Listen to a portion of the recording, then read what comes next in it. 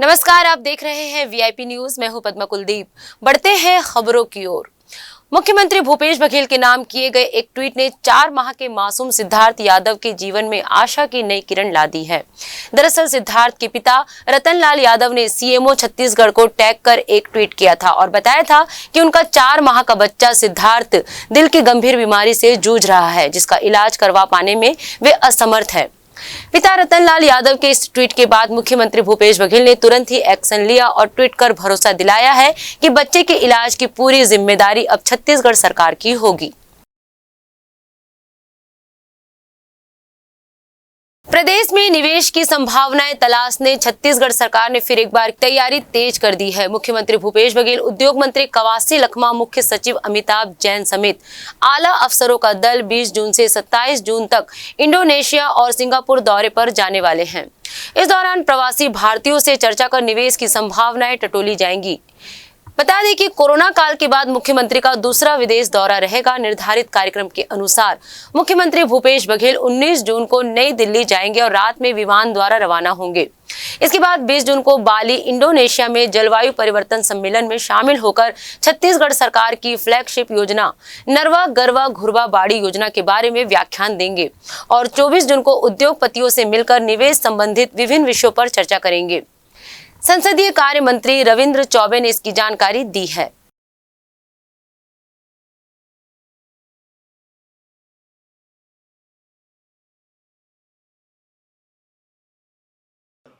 अच्छा, ये पहली बार आप लोगों को लगा कि दोनों साथ हैं? नहीं, हमेशा रहता ही है, हमेशा रहता ही है। देखो क्या है, उनका जो ऑर्गेनाइजेशन का जो स्ट्रक्चर है, हमेशा जो की पोस्ट है उसमें आरएसएस बैठता है, समझ लेना। भाजपा कुछ नहीं है। जब तक सौदान सिंह था वो सौदान सिंह ही सो करता था। अब शिव प्रसाद है, उसी प्रसाद। 5 दिन का दौरा रहेगा। आदरणीय मुख्यमंत्री जी इंडोनेशिया और सिंगापुर के विजिट में जा रहे हैं। मुख्यमंत्री बनने के बाद माननीय मुख्यमंत्री जी का ये दूसरा दौरा है। पहला दौरा अमेरिका हुआ था, जिसमें लोकल हमारे छत्तीसगढ़ के लोग हैं, वहाँ नॉर्थ एशियन नाचा जो संस्था के आमंत्रण में माननीय मुख्यमंत्री जी का कार्यक्रम हुआ था। अभी मुख्यमंत्री जी जा रहे हैं सिंगापुर, जिसको हम लोग ये मान के चलते हैं कि सबसे ज़्यादा इन्वेस्टर सिंगापुर में ही कैपिटलिस्ट रहते हैं, तो उनको आमंत्रण देने और छत्तीसगढ़ की योजनाओं को बताने के लिए। और बाली में जो एनवायरनमेंट के संदर्भ में एक बड़ा कॉन्फ्रेंस है, उसमें मुख्यमंत्री जी छत्तीसगढ़ की वर्तमान परिस्थितियों पे अपनी व्याख्यान देंगे। शॉर्ट विजिट है, लेकिन मैं ऐसा समझता हूँ कि बहुत सफल विजिट रहेगा। अब मुझे लगता है कि आपके प्रश्न में ही आपका उत्तर है। आरएसएस और बीजेपी दोनों एक ही हैं। आरएसएस उनकी मातृ संस्था है, भारतीय जनता पार्टी उनकी अनुषंगिक संस्था है। जो आरएसएस आदेश करता है, भारतीय जनता पार्टी उसी की प्रतिपूर्ति करता है। छत्तीसगढ़ के परिप्रेक्ष्य में भारतीय जनता पार्टी का चिंतित होना स्वाभाविक है, आरएसएस का भी चिंता बनना स्वाभाविक है। और वो अभी जो शिविर कर रहे हैं, आने वाले समय में छत्तीसगढ़ में कांग्रेस से किस प्रकार से मुकाबला करेंगे, लेकिन मुझे लगता है कि उनका कोई मंत्र काम नहीं आएगा। छत्तीसगढ़ में केवल और केवल आदरणीय मुख्यमंत्री भूपेश बघेल जी के नेतृत्व में जो हम विकास की योजनाएं संचालित कर रहे हैं, जो किसानों की मदद कर रहे हैं, जो गरीबों की मदद कर रहे हैं, जो मजदूरों की मदद कर रहे हैं, जो हम विकास परक कार्यक्रम बना रहे हैं, उसका असर होगा। और हमने तो नारा दिया है, इस बार छत्तीसगढ़ में 75 पार होगा और संभावनाएं भी हैं। छत्तीसगढ़ का किसान, आम जनमानस आदरणीय मुख्यमंत्री जी के ऊपर भरोसा करते हैं।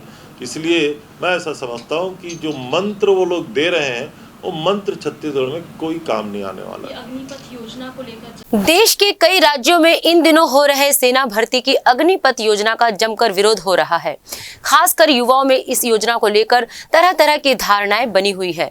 इन्हीं धारणाओं को दूर करने मध्य भारत एरिया के general officer commanding lieutenant general M.K. दास ने शुक्रवार को प्रेस वार्ता लेकर अग्निपथ योजना की तमाम जानकारी दी और बताया कि किस तरह ये योजना युवाओं के लिए मील का पत्थर साबित होने वाला है। पुलिस का स्वरूप भी ऐसा है कि वो भी बेहतर कैंडिडेट्स, फिट कैंडिडेट्स को देखकर बहुत सारे राज्यों में पुलिस को एक्टिव CICT की ड्यूटी भी निभानी पड़ रही है।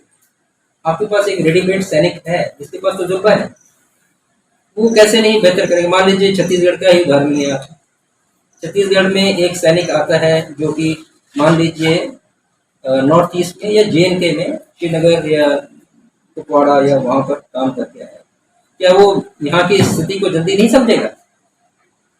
वही बेहतर होगा। उसके बाद स्कीम में ये भी सोचा गया है कि अ, हमारे बहुत सारे जो इंडस्ट्री में खास तौर पर अभी ट्रेन मैन पावर की जरूरत है। तो अभी अब आप सैनिक को सिर्फ एक हथियार चलाने वाले के तौर पर ना देखें।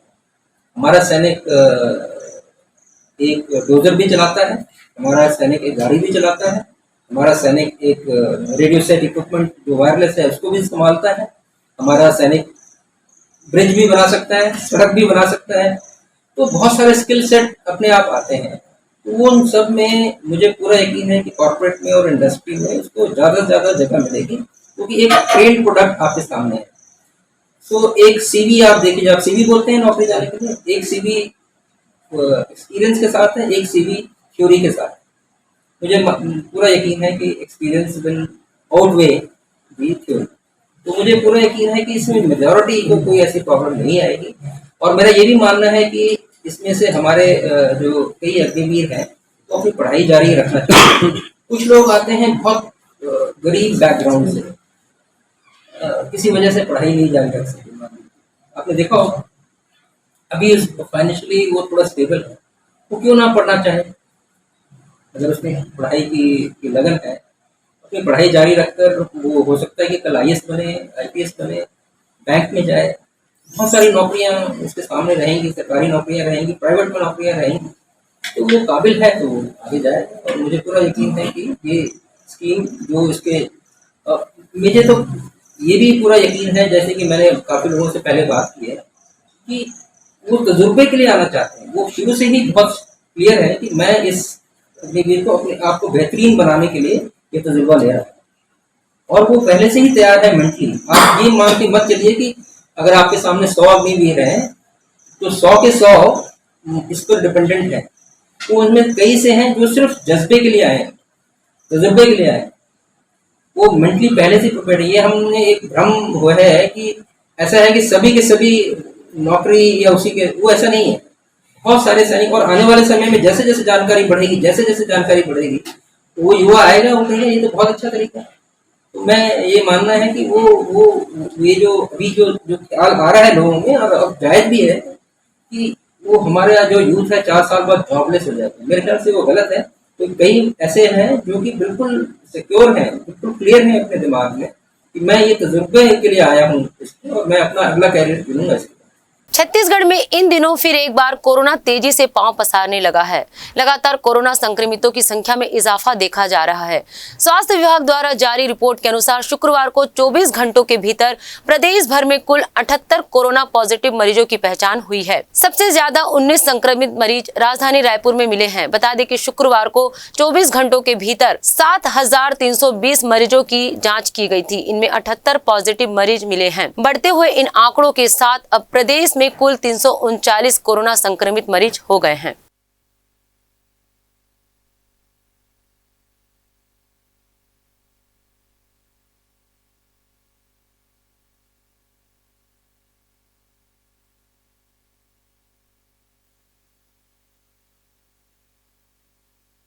छत्तीसगढ़ कांग्रेस के प्रदेश प्रभारी PL पुनिया जशपुर पहुंचे। उनके साथ नगरीय प्रशासन मंत्री शिव कुमार डहरिया भी थे। PL पुनिया ने जशपुर के सोगड़ा स्थित ओघेरेश्वर आश्रम पहुंचकर पूजा अर्चना की और गुरुपद संभव बाबा से आशीर्वाद लिया। PL पुनिया मीडिया से चर्चा के दौरान केंद्र सरकार पर जमकर बरसे।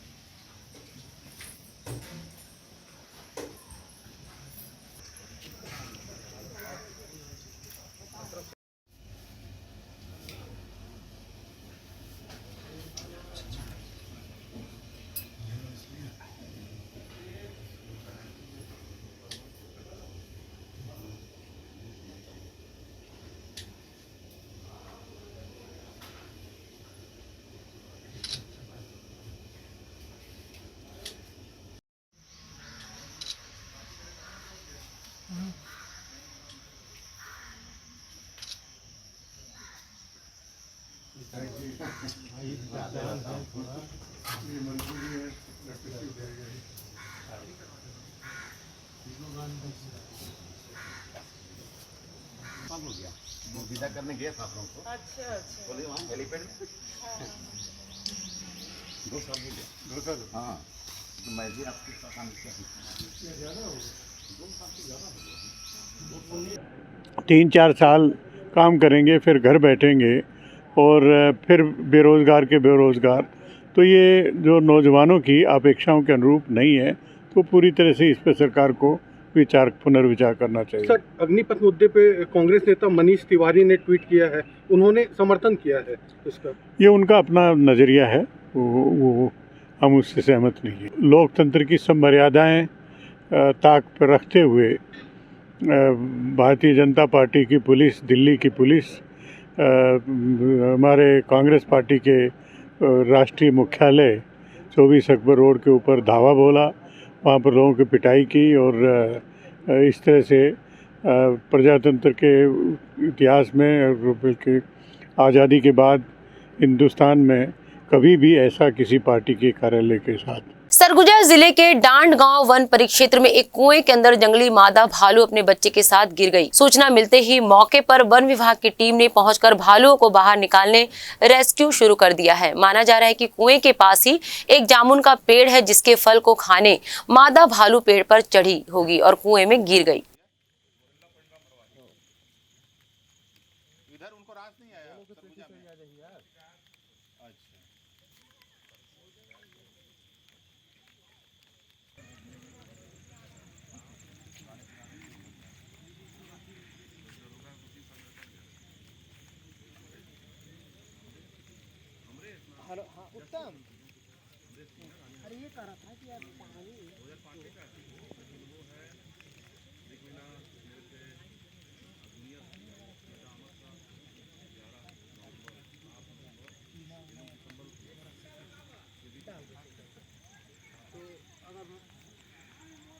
आपका नहीं बोल रहा, मैं फोन वगैरह से किसी वजह से बांस के लिए बोल रहे तो ले आते ना, तो एक बार प्रयास करके देखते, हो सकता है इतना ऊपर से गिरा है तो हो सकता है सर पानी वानी ना पिया है, कमजोरी के चलते, तो थोड़ा सा एक बार देखते थे। जंगली भालू है, मादा अपने बच्चे के साथ धोखे से गिर गई है, क्योंकि बगल में जामुन का पेड़ है। ये रात को अनुमान है कि रात को आई होगी खाने के लिए, बच्चा गिरा, उसके पीछे पीछे जैसा स्वभाव है भालू का, उस हिसाब से वो गिरी है। उसको प्रयास किया जा रहा है रेस्क्यू करके निकालने का, सीढ़ी वगैरह का जैसा प्रक्रिया है।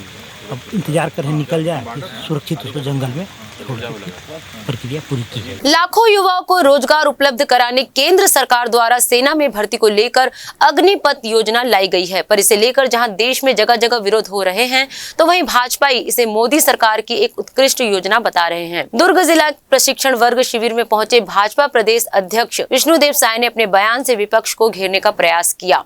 उन्होंने कहा कि विपक्ष अच्छे काम को लेकर हमेशा से विरोध करता आ रहा है, क्योंकि उन्हें भय रहता है कि भाजपा और मोदी जी यदि स्थापित हो गए तो विपक्ष की दुकानदारी बंद हो जाएगी। आवाज नहीं आ रही भाई साहब, हम लोग सब प्रशिक्षण में आए हैं तो आवाज। बहुत अच्छी योजना है। आज 130 करोड़ का उद्देश्य है और इतने बेरोजगार हैं, इतने पढ़े लिखे लोग हैं कि सबको रोजगार देने के लिए कोई न कोई नौकरी देने के लिए कदम तो उठाना पड़ेगा। और ये जो अग्निपथ योजना है, 4 साल की नौकरी होगी, लेकिन उनका तनख्वाह कटेगा भी और जब रिटायरमेंट हो जाएंगे तो उनको एक मुश्त इतना पैसा मिल जाएगा कि भविष्य के लिए कोई रोजगार धंधा वो लोग शुरू कर पाएंगे। अब विरोध तो देखिए, हर अच्छे काम का विरोध होता है। आज लोगों को लगता है कि भारतीय जनता पार्टी और मोदी जी स्थापित हो जाएंगे, सबकी दुकानदारी खत्म हो रही है, इसलिए विरोध कर। सर्व आदिवासी समाज के आह्वान पर प्रदेश व्यापी जेल भरो आंदोलन का आयोजन सर्व आदिवासी समाज द्वारा किया गया, जिसमें प्रदेश भर के जिला मुख्यालय में सर्व आदिवासी समाज के लोगों ने प्रदर्शन किया और अपनी गिरफ्तारी दी। इसी कड़ी में जिला मुख्यालय राजनांदगांव में भी सर्व आदिवासी समाज के लोगों ने प्रदर्शन किया और जेल भरो आंदोलन के तहत अपनी गिरफ्तारी दी। वहीं सर्व आदिवासी समाज द्वारा तुए गोंदी मामले में बाबा बालक दास की गिरफ्तारी, हसदेव अरण्य में विरोध के बाद भी कट रहे जंगल और सिलगेर मामले में दोषियों पर कार्रवाई की मांग को लेकर जिला मुख्यालय बालोद में जेल भरो आंदोलन के तहत आदिवासी समाज ने प्रदर्शन किया। गोंडवाना भवन से शहर के मुख्य मार्ग से होते हुए जय स्तंभ चौक तक सैकड़ों की संख्या में प्रदर्शनकारी रैली के स्वरूप में पैदल निकले और मांगों को पूरा करने जमकर नारेबाजी की। असामाजिक तत्वों ने हथियारों से, ईंटों पत्थर से हमला कर दिया है और मुख्य आरोपी अभी भी खुलेआम घूम रहे हैं और आप कार्रवाई नहीं कर रहे हैं। उल्टे जो क्या बोलते प्रतिरोध कर रहे हैं उस पर कार्रवाई की जा रही है। पेशा कानून पेशा कानून क्या बोलते हैं, आप कब से जारी करने वाले हैं, है ना? आपकी सरकार को 3 साल से ज़्यादा का समय और कितना समय चाहिए आपको? सर्व आदिवासी समाज के आह्वान पर राजनांदगांव में प्रदेश स्तरीय जो गिरफ्तारी जेल भर आंदोलन हो रहा है उसमें आज नांदगांव की हमारी टीम ने आज गिरफ्तारी दी है और इस विरोध में दिया है कि आदिवासियों के ऊपर, मूल निवासियों के ऊपर लगातार हमला हो रहा है। सरकार उस पर कार्रवाई कुछ नहीं कर रही है, सिर्फ दिखावा, चंद लोगों की गिरफ्तारी होती है और आज तक मामला ठंडे बस्ते पे है। सरकार अगर इतनी निष्पक्ष है आदिवासियों के प्रति और उनकी जवाबदेह है कार्रवाई के लिए तो आए और सरकार ऐसे दोषियों को सख्त से सख्त सज़ा दे। कार्रवाई हो नहीं रही है, सिर्फ सरकार हवाई बातें कर रही है। स्थानीय स्तर पर लोग आज भी पीड़ित हैं।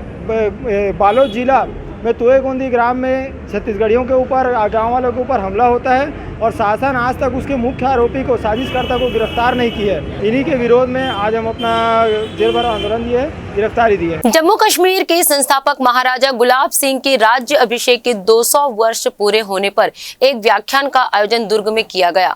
इस अवसर पर जम्मू कश्मीर अध्ययन केंद्र के सचिव और सुप्रीम कोर्ट के अधिवक्ता संजय कुमार त्यागी मुख्य वक्ता के रूप में उपस्थित हुए, जहां उन्होंने महाराजा गुलाब सिंह और राजा हरि सिंह के सुधारवादी कार्य और उनसे जुड़ी गलत भ्रांतियों को दूर करने का प्रयास किया। दुर्ग जिले के BIT कॉलेज में आयोजित इस व्याख्यान को सुनने के लिए शहर के कई बुद्धिजीवियों ने इस कार्यक्रम में हिस्सा लिया। आयोजन में उपस्थित मुख्य वक्ता के रूप में उपस्थित हुए संजय कुमार त्यागी ने बताया कि महाराजा गुलाब सिंह का राज्य अभिषेक 17 जून 1822 को हुआ था। उनके राज्य अभिषेक के द्वितीय शताब्दी वर्ष को याद करते हुए ही आज ये बताना आवश्यक है कि महाराजा गुलाब सिंह और राजा हरि सिंह के कार्यकाल में कई महत्वपूर्ण कार्य हुए थे, लेकिन आजादी के बाद उनके जीवन चरित्र को नकारात्मक तरीके से प्रस्तुत किया गया है। जब सब जानेंगे तब समझ में आएगा यदि हम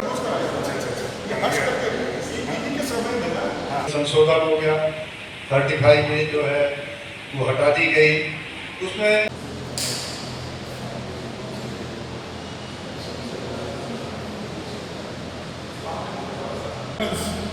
मगर उसमें भी थोड़ा गड़बड़ दिखाएगा।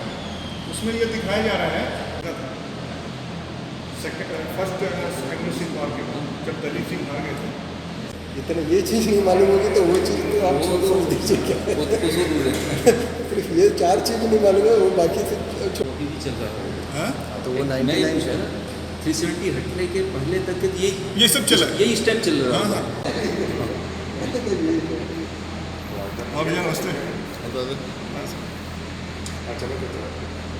जम्मू कश्मीर अध्ययन केंद्र, वास्तव में इसका नाम है लद्दाख जम्मू कश्मीर अध्ययन केंद्र।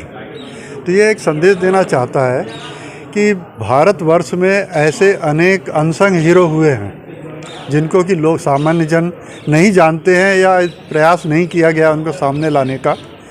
महाराजा गुलाब सिंह उन्हीं में से एक हैं और इन्होंने जम्मू कश्मीर का एकीकरण किया। जम्मू कश्मीर, लद्दाख और तिब्बत का भी कुछ हिस्सा जो है इनके अधीनस्थ था। और यदि मान लीजिए उन्होंने ये राज्य इकट्ठा नहीं किया होता, पहली बार ऐसा हुआ है कि जब भारत की जो सीमाएं हैं वो तिब्बत तक के पहुंची थी। ये सब गुलाब सिंह जी का ही काम था। तो गुलाब सिंह जी ने जम्मू कश्मीर के एकीकरण के लिए जिस नीति का, जिस वीरता का प्रदर्शन किया है उसको हम जनता के सामने लाना चाहते हैं और जिससे भारत के हर व्यक्ति जाने कि इस महापुरुष ने भारत की सीमाएं बढ़ाने के लिए किस प्रकार से योगदान दिया है। महासमुंद जिले में सर्व आदिवासी समाज के बैनर तले जिले के आदिवासी समाज के लोगों ने 9 सूत्रीय मांगों को लेकर पटवारी कार्यालय के सामने धरना दिया। धरने के बाद जुलूस निकालकर दादाबाड़ी में पुलिस द्वारा बनाए गए अस्थायी जेल पहुंचकर धारा 151 के तहत 215 आदिवासियों ने गिरफ्तारी दी। इनमें 39 महिला और 176 पुरुष शामिल थे। बाद में SDM भागवत जायसवाल ने सभी को निशर्त रिहा किया।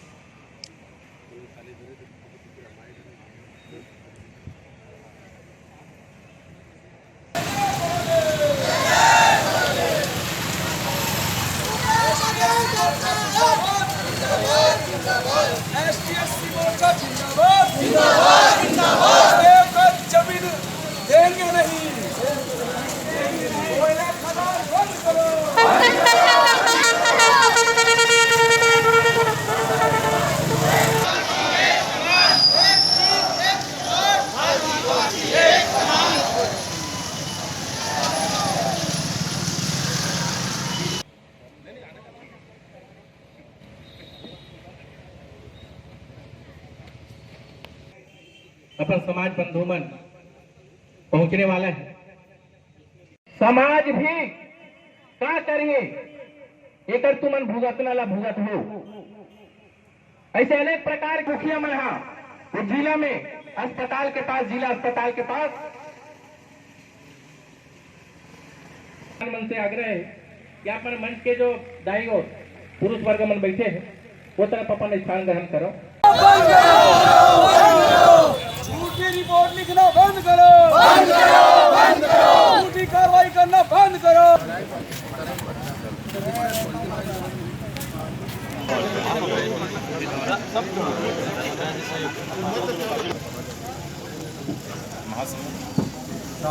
ये प्रदेश के छत्तीसगढ़ प्रदेश सर्व आदिवासी समाज के आह्वान पर सिलगेर बस्तर की मामला और दूसरा हसदेव जंगल बचाओ के आंदोलन और बालोद का बाबा पाटेश्वर धाम के आंदोलन के समर्थन में, साथ ही साथ हमारे जिला के जमीन से लेकर अवैध पुलिस प्रशासन, आबकारी प्रशासन के द्वारा जो प्रताड़ित किया जा रहा है उस संबंध में यहाँ पर आंदोलन किया जा रहा है। राजधानी रायपुर में बीते दिनों अवैध रूप से गैस रिफिलिंग करने के दौरान बड़े हादसे हुए थे। इन हादसों के बाद से लगातार ही पुलिस द्वारा गैस की अवैध रिफिलिंग करने वालों पर कड़ी कार्यवाही की जा रही है। इसी कड़ी में फिर एक बार शहर के तेली बांधा थाना इलाके में ऐसे ही अवैध गैस रिफिलिंग करने का मामला सामने आया है, जिस पर कार्यवाही करते हुए आरोपी संदीप जैन को गिरफ्तार किया गया है। जानकारी देते हुए civil line CSP Virendra Chaturvedi ने बताया कि घरेलू गैस सिलेंडर से अवैध रूप से रिफिलिंग का कार्य किया जा रहा था। मामले की जानकारी मिलते ही फौरन कार्रवाई की गई और मौके पर से 2 घरेलू गैस सिलेंडर सहित रिफिलिंग के लिए उपयोग में लाए जाने वाले उपकरण जब्त किए गए हैं। सूरजनगर लभांडी तेली बांधा क्षेत्र अंतर्गत कल सूचना प्राप्त हुई थी कि घरेलू गैस सिलेंडर से लेकर कमर्शियल गैस सिलेंडर के रूप में उसकी रिफिलिंग की जा रही है, जिस पर पुलिस के द्वारा कार्रवाई की गई। आरोपी संदीप जैन के पास से 70 गैस सिलेंडर और 2 वॉल्यूम मशीन जो है वो बरामद की गई है और उसके विरुद्ध 3-7 EC एक्ट के तहत अपराध पंजीबद्ध करके विवेचना में लिया गया है और आरोपी को माननीय न्यायालय के समक्ष प्रस्तुत किया जाएगा। वहीं राजधानी रायपुर में नार्कोटिक्स सेल के गठन के बाद से ही लगातार अवैध नशे के खिलाफ कार्रवाइयां की जा रही है। इसी कड़ी में फिर एक बार सिविल लाइन पुलिस ने 400 नग नशीले टैबलेट के साथ टिकरापारा निवासी आरोपी को गिरफ्तार किया है। बताया जा रहा है कि आरोपी इन नशीली दवाओं को लेकर स्कूटी में बेचने की फिराक में घूम रहा था। इसी दौरान सिविल लाइन पुलिस को मुखबिर से इस बात की सूचना मिली, जिस पर फौरन कार्यवाही करते हुए आरोपी को गिरफ्तार किया गया है। आरोपी के पास से 400 नग नाइट्रो-10 टैबलेट जब्त की गई है। Raipur civil line CSP Virendra Chaturvedi ने मामले की पुष्टि की है।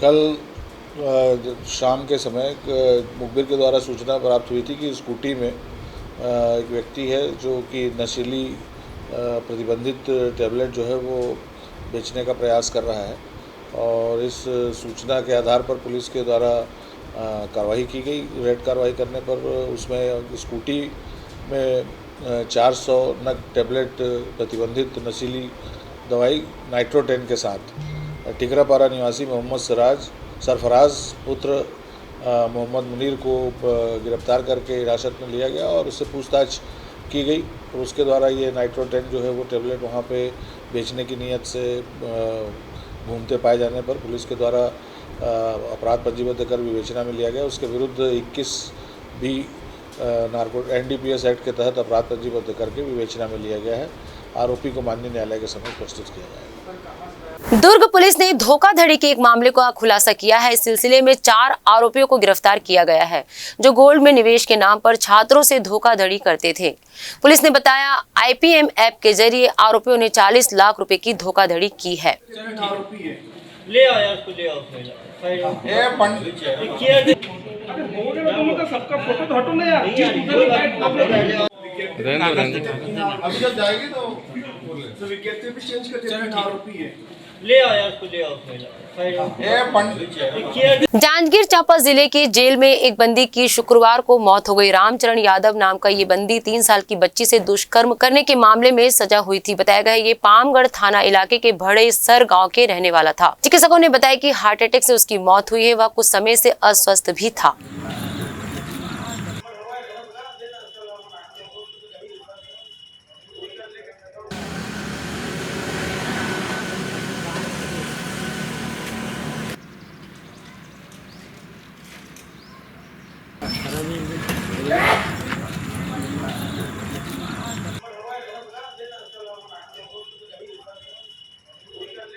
अंबिकापुर में यातायात पुलिस की चालानी कार्रवाई जारी है। नियमों का उल्लंघन करने वालों पर कार्रवाई तो की जा रही है, पर लोगों से अवैध तरीके से पैसे लेकर छोड़ने की भी जानकारी मिली है। एक ताजा जानकारी के अनुसार कोयला लोड करके एमपी से उड़ीसा के लिए निकले ट्रक को रोककर उसे छोड़ने के एवज में 2500 रुपए की मांग किया गया था, जिसे बड़ी मुश्किल से 500 रुपए देकर छोड़ दिया गया है।